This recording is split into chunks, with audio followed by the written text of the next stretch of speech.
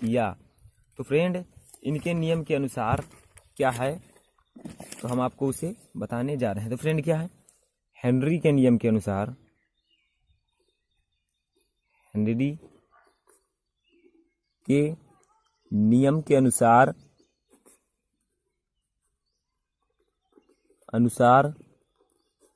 अब फ्रेंड इन्होंने क्या बताया, इसको आप ध्यान से देखिए। तो फ्रेंड इन्होंने बताया कि स्थिर ताप पर किसी गैस की द्रव में विलेयता गैस के दाब के समानुपाती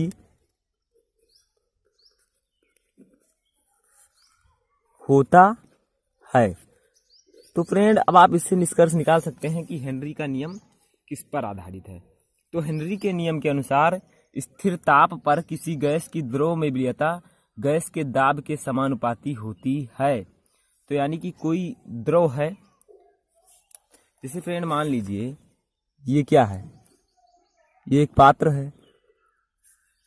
अब फ्रेंड इसमें मान लीजिए द्रव भरा है, ये क्या है फ्रेंड, द्रव। अब द्रव हम किसको मान सकते हैं, मान लीजिए इसमें क्या भरा है फ्रेंड, जल, यानी कि पानी भरा है मान लीजिए। तो फ्रेंड कोई गैस यहां पर ले लीजिए, मान लीजिए आपने यहां पर क्या ले लिया फ्रेंड, O2।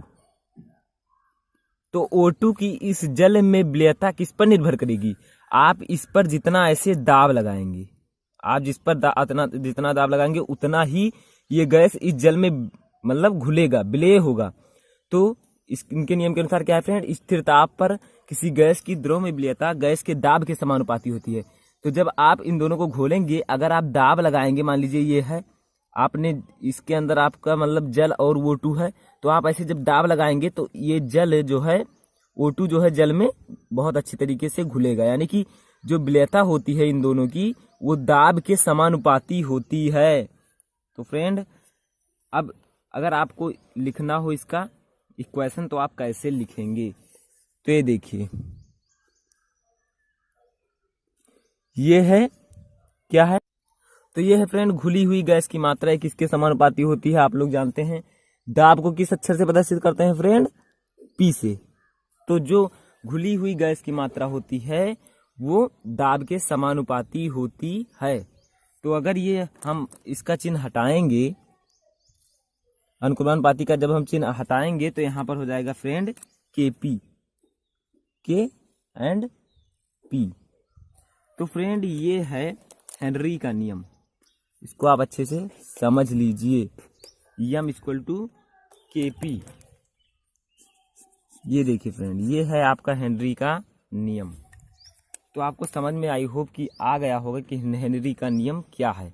अब आप सोच रहे होंगे कि यहाँ पर K क्या है फ्रेंड, तो K है यहाँ पर, K जो है ये है हेनरी स्थिरांक, इसे बोल सकते हैं हेनरी स्थिरांक,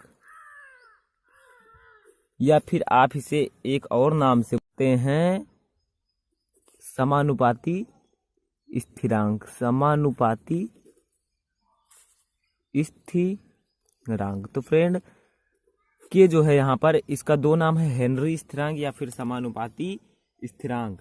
अब आप सोच रहे होंगे कि यहाँ पर P क्या है फ्रेंड, P, तो P है क्या है फ्रेंड, ये है गैस का दाब, गैस का दाब। P का मतलब होता है प्रेशर और प्रेशर का मतलब होता है दाब, तो इसीलिए इसे किससे प्रदर्शित करते हैं फ्रेंड, प्रेशर यानी कि P से।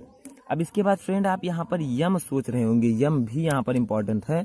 तो यम है यहाँ पर फ्रेंड घुली हुई गैस की मात्रा, घुली हुई गैस की मात्रा। तो फ्रेंड ये था आपका हेनरी का नियम।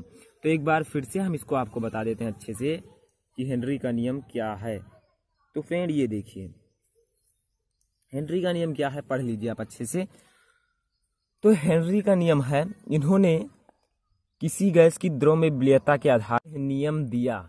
तो फ्रेंड इनका नियम क्या था? हेनरी के नियम के अनुसार स्थिर ताप पर किसी गैस की द्रव्यता गैस के दाब के समानुपाती होती है। यम इज प्रोपोर्शनल टू पी, तो यम बराबर के पी। तो के क्या है? हेनरी स्थिरांक या समानुपाती स्थिरांक, और पी क्या है? गैस का दाब, और यम क्या है? घुली हुई गैस की मात्रा। तो फ्रेंड ये था आपका हेनरी का नियम। तो ये आपके बोर्ड एग्जाम के बहुत ही इम्पॉर्टेंट है। तो अगर आपको ये नियम अच्छे से समझ में आ गया है तो मेरे चैनल को सब्सक्राइब कर लें, जिससे आपको अन्य वीडियो क्लास 12 से रिलेटेड मिलते रहें।